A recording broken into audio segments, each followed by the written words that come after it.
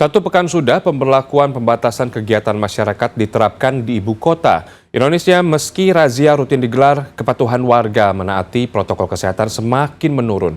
Imbasnya kapasitas ruang perawatan pasien di sejumlah rumah sakit rujukan menipis seiring melonjaknya kasus positif COVID-19. Kedisiplinan masyarakat yang paling utama. Tetapi masih banyak juga sih orang-orang yang masih tidak mengikuti aturan gitu kan ya. Seperti kemarin di Car Free Day kalau saya lihat banyak yang nggak pakai masker gitu kan. Inilah komentar beberapa warga menyingkapi penerapan pembatasan sosial berskala besar atau PSBB yang diperketat di ibu kota. Satu pekan sudah PSBB yang diperketat diterapkan. Namun disiplin warga dalam mematuhi protokol kesehatan justru semakin menurun. Data Satpol PP DKI Jakarta menyebut, hingga 16 Januari 2021 terjadi 1.056 pelanggaran yang dilakukan perseorangan, usaha rumah makan, serta perkantoran. Sesuai Pergub DKI Jakarta nomor 3 tahun 2001, para pelanggar perseorangan diberi pilihan sanksi sosial atau membayar denda. Sedangkan sanksi teguran hingga ancaman penutupan usaha menyasar para pelaku usaha yang melanggar aturan protokol kesehatan. Senin siang, Wakil Gubernur DKI Jakarta, Ahmad Riza Patria menegaskan, kunci untuk memutus penyebaran COVID-19 di ibu kota berada pada disiplin warga dalam menerapkan protokol kesehatan.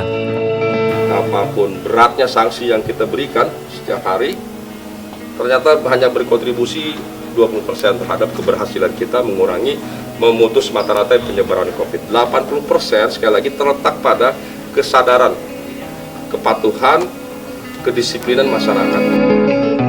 Per 17 Januari 2021, kasus positif COVID-19 di ibu kota hingga kini tak kunjung menurun. Ada penambahan 3.395 kasus positif dan 21.679 kasus aktif di Jakarta. Ironisnya, melonjaknya kasus positif tidak diimbangi dengan ketersediaan ruang rawat pasien COVID-19. Halo, selamat pagi, Mas. Tim Liputan CNN Indonesia mencoba membuktikan sulitnya mendapatkan ruang rawat pasien COVID-19 dengan menghubungi sejumlah rumah sakit yang ada di Jakarta. Terisi penuh. Untuk kategori apa aja, Mas? Ya. Yang terisi penuh semuanya, ICU, isolasi juga, atau seperti apa? Keseluruhannya, Bu, ICU maupun rawat inap biasa. Oh gitu. Dan masih waiting list di IGD per hari ini 20 pasien. Berapa, Mas? 23 pasien. 23 pasien masih waiting list? Iya, di IGD. Oh gitu, jadi belum bisa ada kepastian juga ya, Mas ya? Iya. Oke, terima kasih ya, Mas. Keadaannya. Jadi kan kita nggak bisa terima pasien walk-in, jadi kita hanya menerima pasien rujukan saja. Pasien-pasien IGD adalah pasien-pasien yang sudah kita instruksikan untuk bisa berangkat. Jadi dari pasien-pasien yang sudah diantarkan, kalau memang dia sudah bisa berangkat, mereka akan kita kirim ke IGD. Aku mau tanya, apakah masih ada ketersediaan untuk kamar atau tempat tidur pasien COVID, Bu? Untuk COVID ya? Iya. Untuk COVID kita masih penuh semua, Ibu. Baik yang ruang isolasi biasa ataupun yang ventilator. Kesaksian sulitnya mendapat ruang rawat pasien COVID-19 juga diungkap keluarga penyintas COVID-19. Bingung mau ngasih rujukan ke rumah sakit mana. Jadi rumah sakitnya sendiri sudah bilang, aduh kita juga nggak bisa kasih rujukan. Coba tolong cari aja deh mana yang available karena semua sudah full. Lantas apa penyebabnya?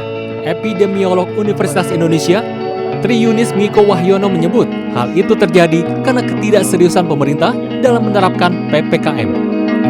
Baru angkutannya, kita belum bicara pasarnya, kita belum bicara pusat belanjanya, kita belum bicara, jadi minta ampun sekarang. Begitu perekonomian dibuka, jadi pada saat yang salah, begitu, dan PSBB-nya itu adalah tidak serius, inilah dampak dari pertambahan kasus COVID di mana PSBB-nya tidak serius. Ketegasan pemerintah mendisiplinkan warga untuk mematuhi protokol kesehatan dinanti demi memutus rantai penyebaran virus corona. Tim Liputan CNN Indonesia.